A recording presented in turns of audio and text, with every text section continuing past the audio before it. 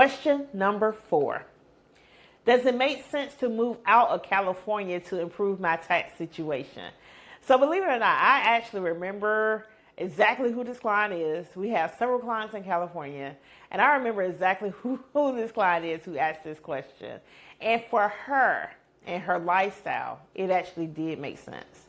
And she actually relocated to Nevada. She does still come home and visit her parents and her family, but she ultimately decided to move to Nevada because Nevada doesn't have a state sales tax, and she had $800,000 a year in taxable income. So as you can imagine, her California taxes were very expensive. Not to mention, she was also a real estate investor. And for real estate investors in California, you are in a state that does not conform to the depreciation laws of the IRS.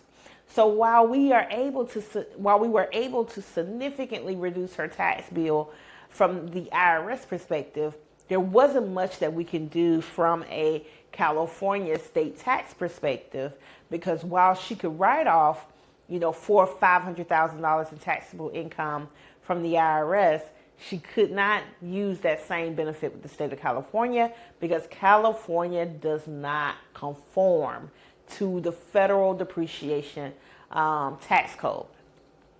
So just keep that in mind. If you're a real estate investor and you live in California, you might have to do some additional things to help reduce your taxable liability, but you cannot bulk write off your standard depreciation from real estate because of that purpose. Now, we do have some other options, some other tax credits, things that you can look at. We also have some people that do some farming in California, so that we have found some unique opportunities with them. But in this case, for this particular client, she is in the medical profession, and it just made more sense for her to actually move her primary residence outside of the state of California so she could save that money. And believe it or not, this one move is saving her about $90,000 in taxes. One move. Yeah.